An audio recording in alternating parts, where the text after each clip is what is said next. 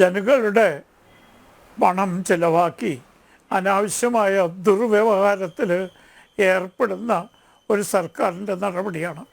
അവർക്കറിയാം ഭരണഘടനയിലെ 361 അനുച്ഛേദം അനുസരിച്ച് പ്രസിഡൻ്റ് ഒരു കോടതിയിലും ഉത്തരം പറയേണ്ട ബാധ്യതയില്ല. പ്രസിഡൻറ്റിന് മാത്രമല്ല അവരുടെ ഓഫീസിനും ആ സംരക്ഷണം നൽകുന്നുണ്ട്. ഇപ്പോൾ വളരെ വിദഗ്ധമായി പ്രസിഡൻറ്റിനെ കക്ഷി ചേർക്കാതെ പ്രസിഡൻറ്റിൻ്റെ സെക്രട്ടറിയെ കക്ഷി ചേർത്തു. പ്രസിഡൻറ്റിൻ്റെ സെക്രട്ടറിക്കെതിരായും റിറ്റ് ഹർജി നിലനിൽക്കില്ല. ഭരണഘടനയുടെ പരിപൂർണമായ സംരക്ഷണം അവരുടെ പ്രവൃത്തികൾക്കുണ്ട്.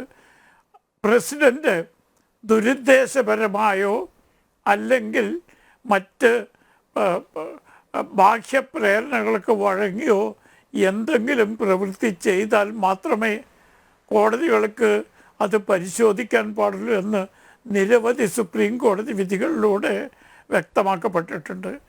ഭരണഘടനയുടെ 200 അനുച്ഛേദം അനുസരിച്ച് പ്രസിഡന്റിന് വിടുന്ന ബില്ല് അവർക്ക് നിശ്ചിത സമയത്തിനുള്ളിൽ ഒപ്പുവെക്കണം എന്നൊരു നിയമം എവിടെയും പറയുന്നില്ല. ആസ് സൂൺ ആസ് പോസിബിൾ എന്നാണ്.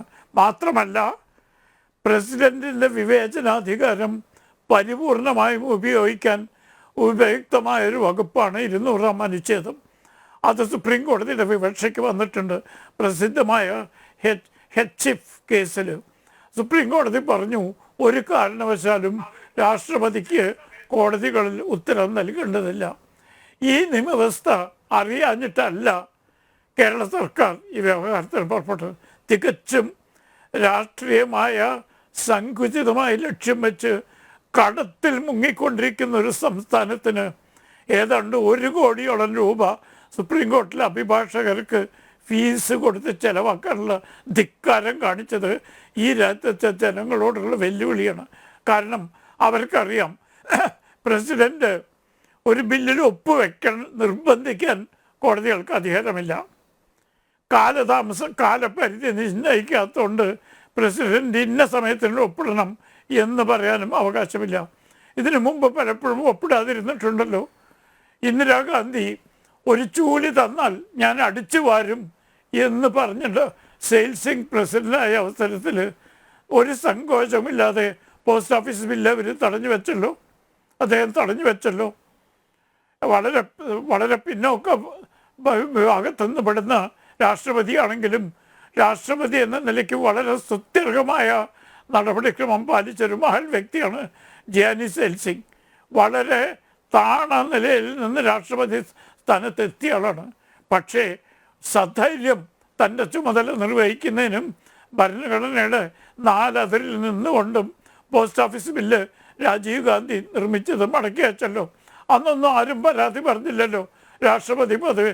ഇത് മറ്റൊരു മാർഗവുമില്ലാതെ ജനങ്ങളുടെ കണ്ണിൽ പൊടിയിടാൻ ഭരണഘടന പരിപൂർണമായി ഉല്ലംഘിച്ചുകൊണ്ട് പൊതുജനത്തിൻ്റെ പണം ദുർവ്യയം ചെയ്തുകൊണ്ടൊരു ദുർവ്യവഹാരത്തിൽ ഏർപ്പെട്ടിരിക്കുകയാണ് നമ്മുടെ സംസ്ഥാനം. നിർഭാഗ്യവശാൽ ഇവിടെ ഒരു പ്രതിപക്ഷമില്ലാതെ പോയി. ഇതൊന്നും തുറന്നു കാണിക്കാനുള്ള ചങ്കൂറ്റമോ വിജ്ഞാനമോ നമ്മുടെ പ്രതിപക്ഷ പാർട്ടി അല്ലെങ്കിൽ അതിനുള്ള തയ്യാറെടുപ്പോ അവർ കാണിക്കുന്നില്ല. ദുഃഖം. വാസ്തവത്തിൽ ജനങ്ങളോടുള്ളൊരു വെല്ലുവിളിയാണ് കേരള സംസ്ഥാനത്തിൻ്റെ ഈ നിലനിൽക്കാത്ത വ്യവഹാരത്തിൻ്റെ. അതിൻ്റെ പരിണിത ഫലം കാണാൻ പോകുന്നുള്ളൂ. എൻ്റെ മനസ്സിൽ ഒരു സംശയവുമില്ല. ഭരണഘടനയുടെ വിവിധ അനുച്ഛേദങ്ങൾ അനുസരിച്ച് ഈ ഹർജി ഒരിക്കലും നിൽക്കത്തക്കതല്ല എന്ന് നമ്മുടെ ബഹുമാനപ്പെട്ട സുപ്രീം കോടതി പറയും എന്നാണ് ഞാൻ പ്രതീക്ഷിക്കുന്നത്. അല്ലെങ്കിൽ എന്തെങ്കിലും പരിഗണനകൾ ഉണ്ടാവണം. അതുണ്ടാകാനുള്ള സാധ്യതകൾ ഇപ്പോൾ കാണുന്നില്ല. അപ്പം ചുരുക്കത്തിൽ രാഷ്ട്രീയമായ സങ്കുചിതമായ നിസ്സാര നേട്ടങ്ങൾക്ക് വേണ്ടി കടത്തിൽ മുങ്ങിയിരിക്കുന്ന ഒരു സംസ്ഥാനത്തിൻ്റെ ജനങ്ങളുടെ പൈസ അനാവശ്യമായി ചെലവ് ചെയ്ത് ഈ തെരഞ്ഞെടുപ്പ് വരുന്ന അവസരത്തിലൊരു നേട്ടമുണ്ടാക്കാൻ വേണ്ടി മാത്രമുള്ള തികച്ചും ഭരണഘടനാപരമായി നിലനിൽക്കത്തക്കതല്ല ഈ ഹർജി എന്നുള്ളത് വളരെ വ്യക്തമാണ്.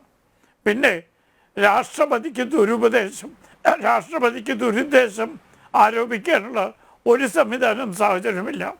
കാരണം കേരളത്തിലൊരു ബില്ല് പിടിച്ചു വെച്ചുകൊണ്ട് അവർക്ക് എന്ത് നേട്ടമുള്ളത്?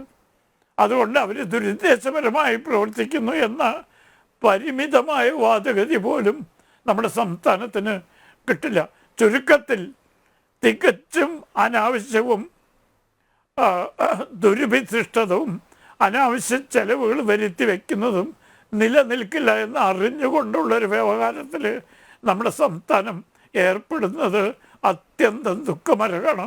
ഇത് തുറന്നു കാണിക്കാനുള്ള ശക്തമായ സക്രിയായ ഒരു പ്രതിപക്ഷത്തിൻ്റെ അഭാവം കൊണ്ടാണ് സർക്കാരിന് ഇതിനുള്ള ധൈര്യം വന്നിട്ടുള്ളത്.